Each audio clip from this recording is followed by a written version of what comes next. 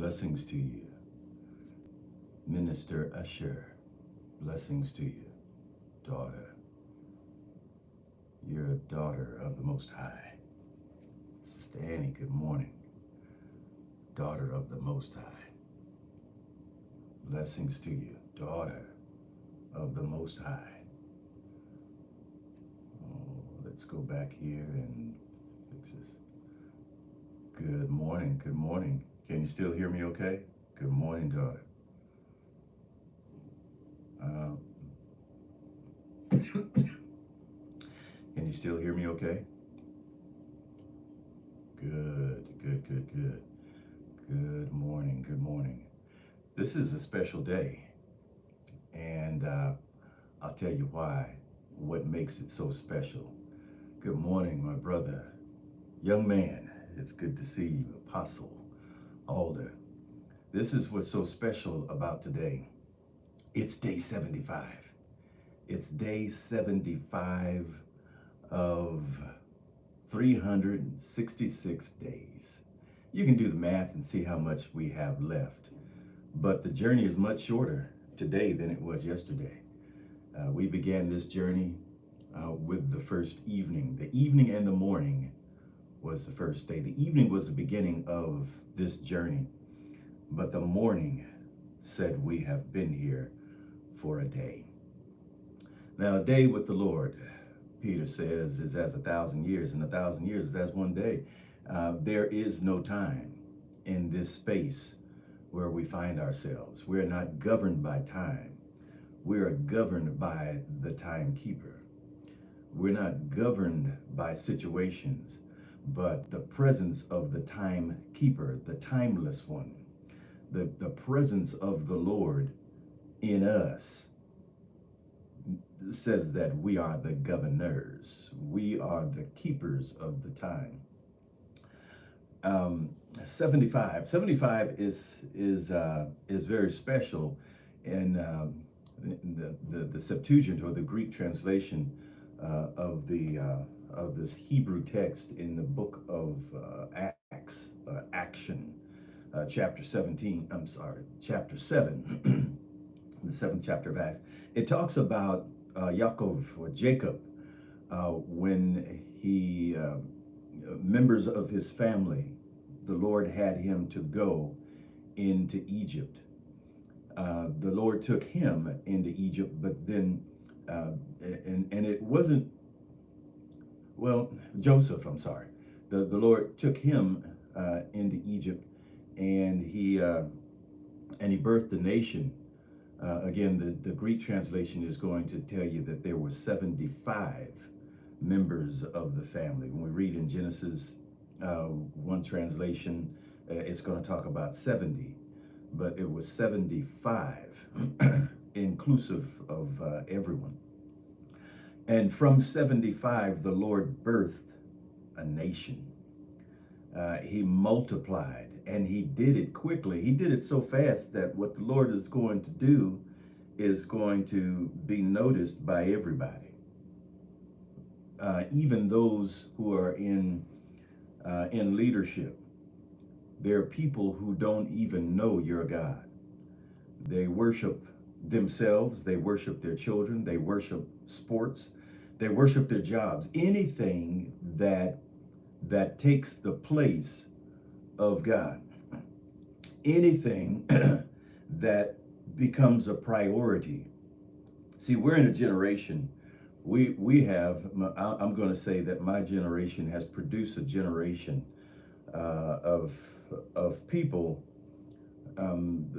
who will prioritize life, concerns, issues, matters over God. God is not the first choice. Well, within the generation, there are people who this does not apply. This is there are people in the generation that my generation produced whose God is not the Lord. I think it would be really a shame for any member of our house, meaning of the house of Jerome and Donna, the house of I can't see everybody who's there, but any member of your family, that's what house means, family, any member of your family going up or down. That would be my father, my grandfather, my great grandfather, my children, my grandchildren, my great grandchildren, um, would would die and go to hell. Anybody connected to my house, it would be a shame for them to be lost, for their soul to be lost. But these are the generations. Each generation is, it seems to put emphasis or emphasize the the wrong, and it seems as though each generation there's more within that bloodline who's fading away or moving away from God. I'm just saying that's just what it seems like to me. So sometimes God would have he'll do a restart. He'll reset the family, the bloodline. He'll reset. So as was the case in Genesis 12, who when God reset the bloodline or reset the family of Terah, who at the age of 70 became a dad, and he fathered. There's three sons that mention. We know that at 70 he started producing children, and he lived to be 205. So you have Abram, was it Nahor, and Terah, who were the sons of from Haran, who were the sons of Terah, Abraham's dad, and they worshiped the moon. That was his family. The Mukmuk was their god, at least one of them. And so the Lord speaks to Abram one day, and he says, I want you to get away from your family. Leave your family and the land. Just get away from everybody. But because his brother died, his dad, Abram's dad, said, hey, you need to take your brother's son and raise him as your own. So he remembered that this is his brother's son, and the brother's son was old enough to know that Abram was his uncle. But he did as the Lord said. He took his family, he took his wife, and he took his nephew, servants and all, and they left. And it's something because most of us will wait until we have all of the instructions before we're comfortable in leaving. But the only thing that this God, who Abram didn't know, he was not raised to worship God, Elohim. He didn't know him. He knew Mukmuk. But the Lord spoke to him because of his bloodline, because of what he carried, because of what was in him, because of the seed that was in him. So he says, I want you to go to a land that I'm going to show you. Several times the Lord spoke to Abram that way. Go to a place that I'll show you. And so Abram was 75 years old on this journey. He was 75 years. And he's talking to the Lord, who he's getting to know. And he says, I'm an old man now, and I don't have an heir. I mean, I have a servant, and I'm going to leave everything to my servant, but that's not what I wanted. And the Lord speaks to him. This man is 75 years old. This is the 75th day. And I'm telling you, in the 75th day, the same God, the God of Abram, the God of Abraham, Avram, is going to speak to you today. And the Lord said that I'm going to give you a son. So what the Lord did was he activated the seed that was inside of his loins. Now, it didn't happen right away. Abraham was 75, or Abram at the time, his name was called, was 75, and Sarai was just 10 years behind him. So she was 65. Imagine that. At 65, your husband has a promise of a son. Now, isn't it interesting that we speak of the faith of Abram, and we talk about how the scripture goes on and it says that he did not look at his own body. He didn't waver in his faith, his confidence in what the Lord said to him. But we see where um, he uh, he listened or hearkened to his wife. See, his wife said, the way that the Lord is going to fulfill this promise, he's not going to do it through me because I'm an old woman now. He's going to do it. He'll do it through my handmaid. So here, take Hagar, this beautiful woman, and make her your wife. And so Abram was like, wow, are you sure, dear? Are you sure this is what you want? I'm going to go ahead and do this. I mean, she's a very young and beautiful woman.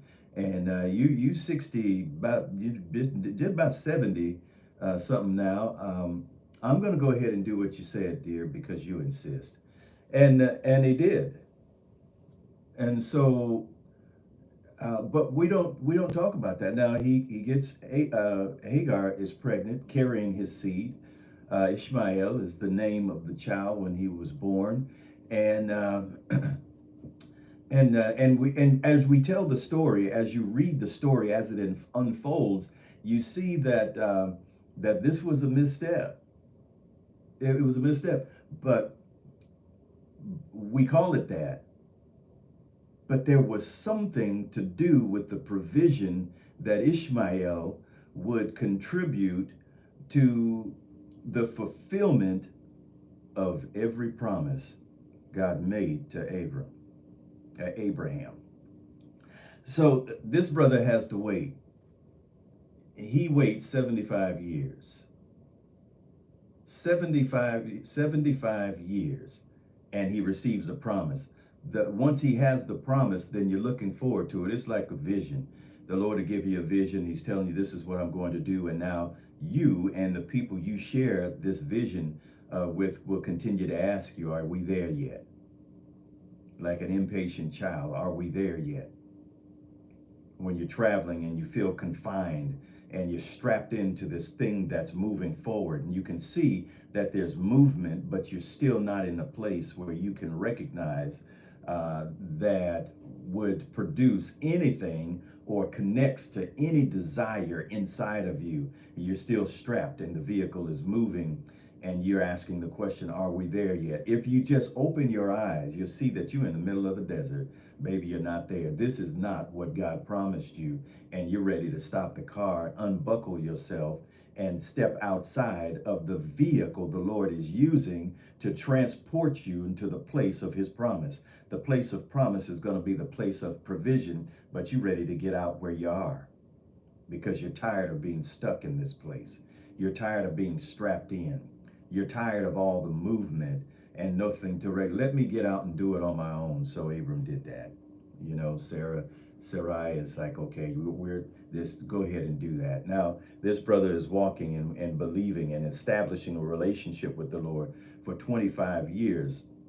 So now at the age of 99, the Lord shows up. Why? Because he's getting ready to fulfill the thing that he spoke to him. And, you know, and in the beginning, the Lord tells Abram, he says, listen, I want you to walk, and you see everything, every place the sole of your feet trod, every place you put your feet, I'm going to give that to you, but you're going to have to walk this one out. And he walked for 24 years before the Lord shows up and says, by this time next year, I'm going to fulfill my promise. And you know, that's when the angels show up and speak to him. And Sarah hears, and she hears, and she begins to laugh. But the Lord showed up, and it was that same time next year. Abram was now 100 years of age, and his wife was 90 by the time she gave birth. 89 when she conceived, 90 when she gave birth. Wouldn't that be something? That would be more than something. So we have now the birth of Isaac or Isaac. We have the birth of Isaac, and and who was the promise. He was the one promised. That, but because the seed of Abram was activated when the Lord spoke the promise, every person who Abram would produce, and the seed within the seed, which is goes, there's I'll just say in infinity, because once he started this blessing, everybody's going to possess the DNA or contain the DNA. We can be traced back to um, Abram or Abraham, and and uh, and so now a few years after Isaac is born, his big brother Ishmael is teasing with him, and Sarah don't like it. Now there's some other things that happen. You can fill in the gaps, with Sarah and the way she felt about Hagar and all of that, and how she was even violent toward Hagar, and Hagar was probably running her mouth. She saying stuff you ain't got no business saying, and you're starting to feel a certain kind of way just because this is what. But that was the doing of Abraham's wife. But anyway, so the Lord, you know, opens the eyes of Abram and tells him to listen to his wife. Okay, because his wife said, Sarah said, you know what? You need to get this woman and her child away from my son. I got mine now, and you need to get her away from, and her and him, get them away from me and my son. Abram was like, hey, well, this is my son. Ishmael is mine. He is my seed. And he's a part of, well, the promise was to multiply. But this is not the one the Lord chose for him. This is the one that was chosen by his wife. And Abram was like, I'm not getting ready to do that. I'm a good dad. I'm not getting ready to send my son away with this woman. But the Lord shows up because of things that's happening. And maybe the Lord speaks to Abram for husbands today to take note.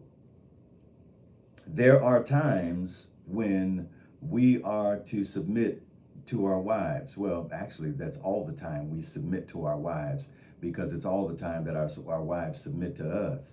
And so this was the time. It was Ephesians 5:21 says, submitting unto one another. So husbands and wives submit to each other. This is obedience and love. I do this because I love you. I don't care what the rest of the world thinks. I don't care what it looks like. This is me and my wife, and I do this because I love you. Um, and so this is written here in Genesis, where the Lord says to Abram, he says, listen, you need to listen to your wife. She's right, you're wrong. And so Abram listens to his wife, and he loads her up, loads Hagar and Ishmael, gives them food and water and provisions, and he sends them away. They've gone through everything, and now they're getting ready to die. And Sarah, who doesn't have a relationship, as far as we know, with the Lord, but Sarah cries out. See, there are people who understand the promise, or they heard the promise that that the Lord was going to bless those who are connected to you. And so Hagar is like, hey, you said that you was going to bless the seed of Abram, and I've carried his seed, and I've produced the life that was the result of carrying his seed. And now we're out here, and the Lord heard their cries, and he had to deliver the seed of Abraham because of the promise that he made to him. So get this, Abram was 75 years when the Lord spoke and he activated. But it was 25 years later that the seed or the promise was fulfilled. There's something about waiting on the Lord, but it says, the scripture says that Abraham never wavered in his faith. And we can continue to talk about him, but there's somebody else that I want you to look at, where the Lord said, they did everything that I said. And that was his conversation to Solomon in Second Chronicles 7. There's something about 7, isn't there? Where the Lord says that as long as you walk upright before me as your father David did.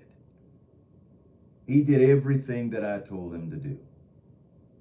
Okay, but clearly we remember that David messed up over and over and over again. He didn't really do the same thing twice, because once he realized, or it was brought to his attention that what he did was wrong, that he repented. He'd cry out to the Lord, singing love songs to God, writing him some poetry, crying out, hear my cry, O God, attend unto my prayer. Come do the things that I'm asking you to do. At the end of this world, my soul cries out to you. And even when it said, it says this, when my soul is overwhelmed, lead me to a rock that's higher than I. For thou hast been a shelter unto me, a strong tower against my enemies. And he goes back and the song says, when my soul is overwhelmed. Sometimes our soul, the soul that we cry out on Sunday, my soul loves Jesus. My soul loves Jesus. My soul loves Jesus. Bless his name. He's a wonder to my soul. He's a wonder to my... We sing all these things about our soul. What is the soul? The soul is the nephesh. The soul is the ability to hear, taste, touch, smell, to love, to think. And we say that loves Jesus, but you tell the truth. See, my spirit man is cool. He's strong, focused. But sometimes my soul feels overwhelmed. Me. Yeah, sometimes my soul feels overwhelmed. It has nothing to do with my faith. Or does it? No, that has nothing to do with my faith. My faith is in place. Sometimes, this body and the soul, the body was, the spirit was given a body. That's what you see. And the body was given a soul. The actions, the stuff that I see. Sometimes it gets tired, overwhelmed, feels overwhelmed. But every time, the Lord turns things around. Every time my faith cries out to the confidence I have in him, and remembers that it's in him that I live, move, and have my being. It remembers, as Paul said to the Colossians, he says that it's God who is in you, working his will through you, in you, and we are in cooperation with Elohim, who's doing the work to fulfill his pleasure in you. That's his word. Day 75, I'm speaking to the faith, to the seed of God inside of you. I'm speaking to that seed right now, and I'm commanding it now. I'm commanding that seed to activate, take on the life form, take on this power, the presence of God, the seed in you. You've been saying, Lord, where is mine? And what's going on? You're strapped in this vehicle, and for some of you, the Lord has spoken to you as he spoke to Abram and said, get away from this place. He's relocated you. If he relocated you, took you out of the city that you had been in with your family, or maybe he took you out of the place of provision. You're able to provide for yourself, and you've got more confidence in your paycheck than walking out your faith. I'm telling you now that what the Lord has done in you is he has activated your faith. He has activated the promise, activated the seed in you, the seeds that have been sown in you have to fulfill. They were all a part of his plan. Yeah, all a part of his plan. I said earlier that the scripture talks about Joseph going into Egypt, and the 70 became 75. Folks, this is the 75th day, and it was 75 souls that produced the Hebraic, the presence that we see here in the earth. All of the Hebrews that came out as a result. They were born in Egypt. They were living in a place that produced fear and ultimately captivity. But how did Joseph get there? He's the dreamer, right? You look at his journey and you say, oh, this just isn't right. It's not right. This man is sharing a dream, and ultimately you're talking to your dad, who had the audacity. Isaac, Jacob, how are you gonna, who's now we call Israel, but how are you when your youngest son at the time comes to you talking about a dream? You're the same man who saw angels. You saw angels ascending, meaning going up from the earth and coming down to the earth. You wrestled with one of them all night. You talking about, and now your son has a dream and you rebuke him? What, me and your mother gonna bow down to you and all of your brothers? Please. But the brothers didn't like it, and ultimately when the brothers wanted to kill him, it was his brother Judah. Praise saved his life. Judah. They threw him in a pit. Trying to figure out what to do with him, and Praise said, let's just sell him. Who did they sell him to? It was the Ishmaelites, their cousins, the son of Abraham, the son of Abram and Hagar. His seed bought Joseph, took him out of the pit, and delivered him into the land where the Lord would use that place as an incubator and multiply the seed. You've been stuck in a place, but what the Lord has been doing is multiplying the seed. He's fulfilling the promise that he made to Abraham. He's fulfilling the promise of your father. He's fulfilling the promise that has been made somewhere in the house you're in. Maybe it was your great grandmother. Maybe it was a promise that he made 1,000 years ago. Or maybe it was a promise that was made 7,000 years ago in the house that you're connected to. And here you are, strapped in. Now, nobody else got strapped in, but you're strapped in and you're moving.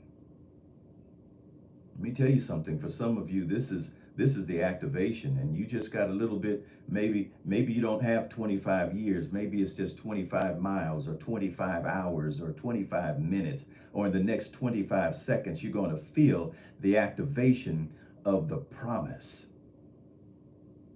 That seed is being activated in you.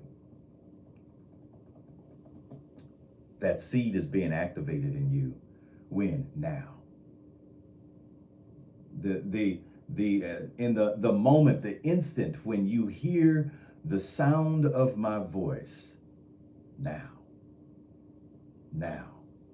He's an ever-present God. Why? Because he is always I am. And he's in you to will and to do. Now. When? Now. This 15th day of March, the only month that's a command. March. In the military, those of us who served in basic training, it's basic to understand the commands. You learn the commands. We know what march is and what the types of march. We think that march is a command to move forward. No, sometimes the command is to keep making the sound of your feet. in unison. Mark time, mark time, march. That's the command. And the execution, somebody said, I'm marching.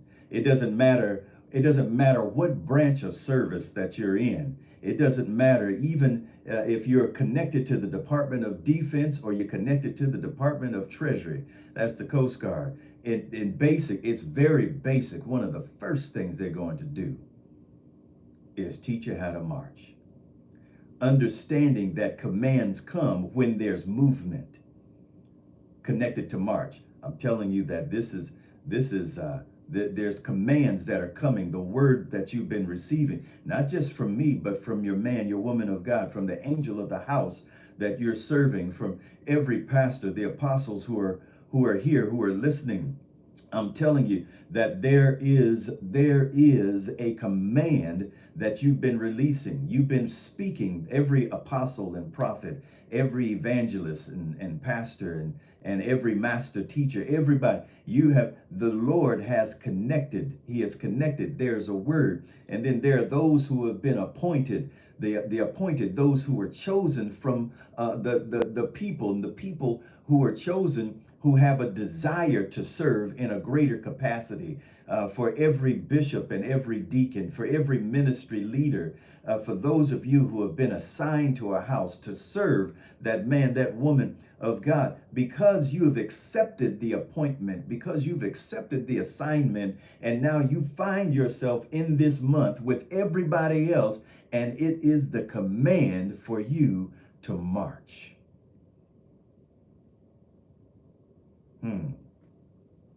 Things happen when you're marching. Get out of alignment. Then comes another command while you're still marching. Eyes right.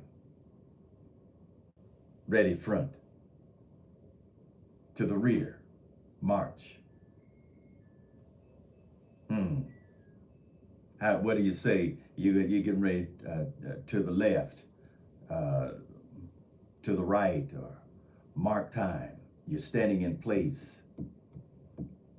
Isn't that something? Oh, this is some flashbacks that's coming to me right now. I just saw myself on the drill pad, and we're walking it out, and we're walking in unison. And then once we start marching in unison, we're so powerful. You got 200 people who are in this unit, and we're on this drill pad, but we practice on the drill pad before we take it to the street. And then when we take it to the street, there's only one person who's calling the cadence.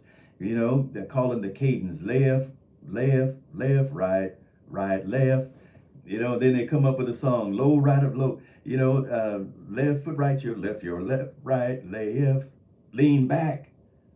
Yeah, okay, listen. Set them down, make a thunder on the ground. They got all of these, and we're out marching the street. And it's something because that sound, all you hear is boom, boom, boom. That's all you don't hear. You don't hear it like somebody clapping. No, you only hear one sound. Everybody's on the left foot and right foot, left foot, right foot, left, left, left, right, left, left, left, left, right, left. And but when we would come to a structure like a bridge, am I reminded? You getting some flashbacks? Come on, you Air Force, Army, Navy, Marine.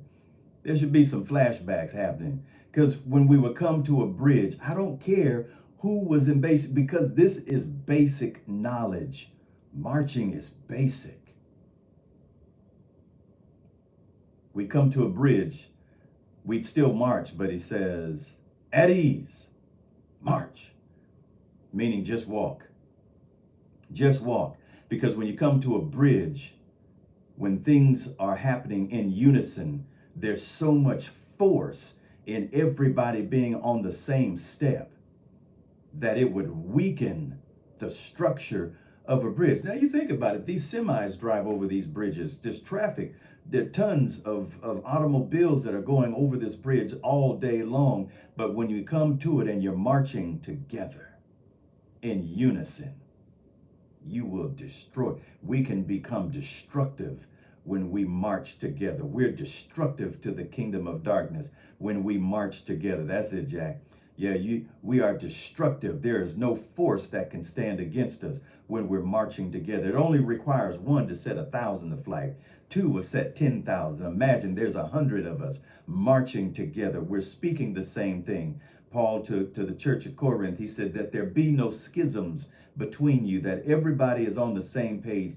Everybody is saying, doing the same thing. I just say at Jubilee and whatever church, wherever you're attending, at Jubilee and every ministry that's connected to Jubilee, Angels of Mercy, Cloud of Glory, every ministry, whatever the name of your ministry is, Temple of Faith, whatever the name of your ministry is, go and put it right there, the Potter's House. Every ministry, every pastor, everyone who is connected somehow to Jubilee or to Jerome and Donna McGee, you connected to the telling you that when we're on the same page, it only requires, again, one of us to set 1,000, two to set 10,000. How many do we have here marching together? We're here right now and we're marching. We're unstoppable. Not even your situation can stop us. Not even the thing that you've been afraid of and focused on can stop you, because your seed has been activated on this 75th day on this journey. Listen, I gotta stop talking. I'm looking forward to seeing. Today's Friday. Yeah, today's Friday. We're gonna be back on Monday morning. On the, let's see, so Friday. Yeah, Monday is the 18th, isn't it? So that's going to be the 78th day of this journey. We're going to be back on Monday morning. But folks, I want you to go to this. I want you to go to YouTube. For those of you listening to Clubhouse, you've been listening to the replay.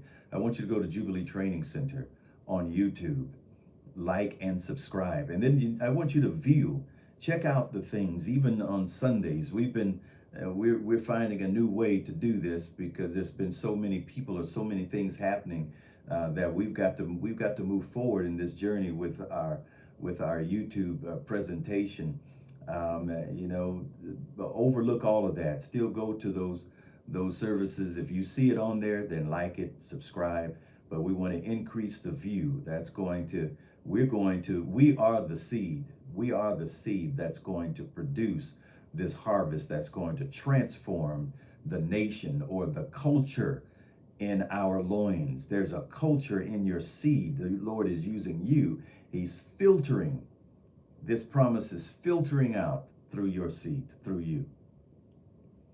And it's activated today.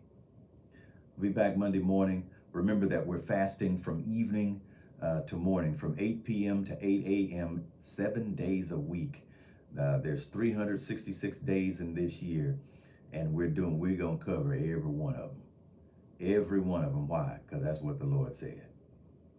What's he doing? Psalm 138, verse 8. He's perfecting the things concerning you. Blessings to you. Hey, daughter, I see you. Blessings to you, angels of mercy, house of deliverance. Blessings to you. Blessings to you. I just got to say it one more time. Blessings to you. Let's continue this conversation on Clubhouse. I want to hear what it is that the Lord has spoken to you as we say peace or shalom alchim